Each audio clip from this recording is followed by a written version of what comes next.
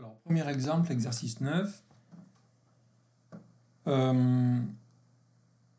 on va voir que systématiquement, on va commencer par comprendre le problème, prendre des exemples significatifs et ensuite se demander ce que doivent vérifier les données, donc prédicat d'entrée, quels sont les résultats, ce que doivent vérifier les résultats, prédicat de sortie, et donc comme ça reconstituer notre triplet de OAR. Alors, exercice 9, on vous donne un tableau d'entiers indexé de 0 à n. Il faut trouver la première position de la valeur maximale du tableau. Bon, alors, un exemple, on prend le tableau 3, 2, 3, 2, 0. La valeur maximale, c'est 3. La première occurrence, c'est la première case. Donc, ici, la réponse est 0, l'indice de la case qui contient la première occurrence du maximum, qui est 3.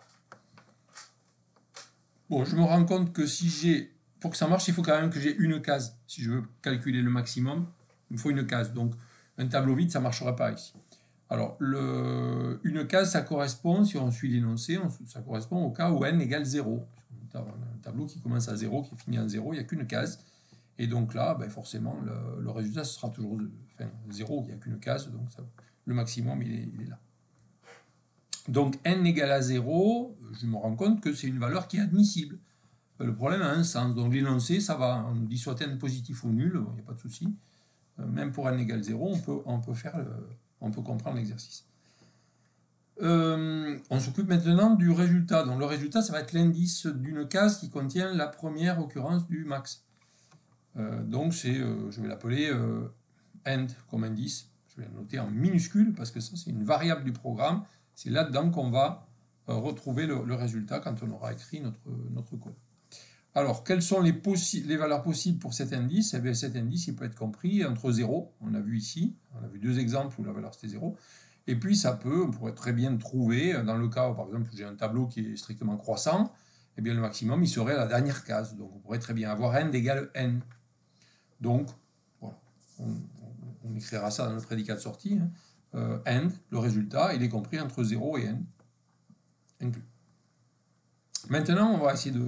On dessine, on se dit, mais il faut traduire, comment traduire le fait que c'est le n, ça correspond à l'indice de la première occurrence du maximum. Donc, si c'est la première occurrence du maximum, ça veut dire qu'à gauche, il n'y avait que des valeurs qui étaient strictement inférieures.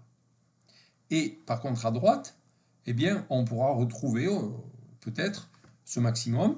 Donc, on aura des valeurs qui seront supérieures ou égales à b de n. Donc, c'est ça qu'on va traduire. On va dire, premièrement, je vais traduire que à gauche, c'est strictement inférieur à b de n. Et deuxièmement, qu'à droite, c'est supérieur ou égal. Donc, on en vient à la spécification informelle. Donc, en français, en gros, donc B est une liste d'entiers. On a vu que la seule condition, finalement, c'était n positif ou nul. Donc, on a une fonction, je l'appelle f1. Il y a deux entrées qui sont b et n, elles sont en majuscules. Il y a un résultat qui sera placé dans la variable end. Prédicat de sortie, je décris le résultat. Donc, le résultat, c'est end. J'ai vu, en regardant les exemples, que forcément, sa valeur était comprise entre 0 et n. Ça peut être égal à 0, ça peut être égal à n, ça on l'a regardé. Ensuite, eh bien, on a dit qu'à gauche, donc entre 0 et n-1, qui est la case ici, eh bien, il y a des valeurs strictement inférieures à b de n, et à droite, il y a des valeurs supérieures ou égales à b de n. Donc, à partir de là, on peut l'écrire de manière formelle. Et donc, je reprends ce que j'ai écrit en français. Donc, le type, je n'en tiens pas compte. J'écris n positif ou nul, f1 de b de n et de n est compris entre 0 et n, on l'a vu. À gauche, donc ça veut dire pour toute case grand I. Grand I, c'est une variable utilisée pour spécifier. Grand I, majuscule. Compris entre 0 et n, donc n exclu, eh bien j'ai une valeur b de i strictement inférieure à b de n. Et de l'autre côté, quel que soit j, compris entre end et n, eh bien j'ai b de j inférieur ou égal à b de n, c'est-à-dire je peux très bien avoir l'égalité dans le cas où le maximum apparaîtrait plusieurs fois. Donc voilà, ça c'est ma spécification en triplet pour la première question. Alors, la deuxième question, c'est pas très différent. Au lieu de prendre la première position, il faut prendre la dernière position. Donc, qu'est-ce qui va changer? Si on va pas tout réécrire, mais qu'est-ce qui va changer? Eh bien, cette fois-ci, je vais quand même refaire le petit schéma. Dernière position, donc si je refais mon schéma, mon tableau, je vais donc avoir ici toujours 0, n,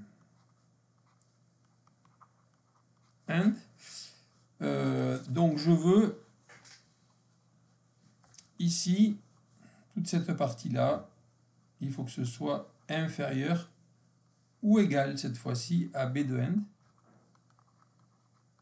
Par contre, ici, il faudra que ce soit strictement inférieur à b de n, puisque b de n c'est mon maximum, donc là je ne peux pas le rencontrer à partir de...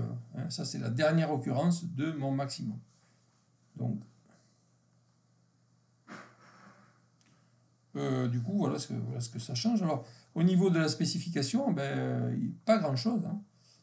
En entrée, c'est pareil. Bon, je l'appelle F2 cette fois-ci, B, end, toujours compris entre 0 et n. Et je vais traduire donc que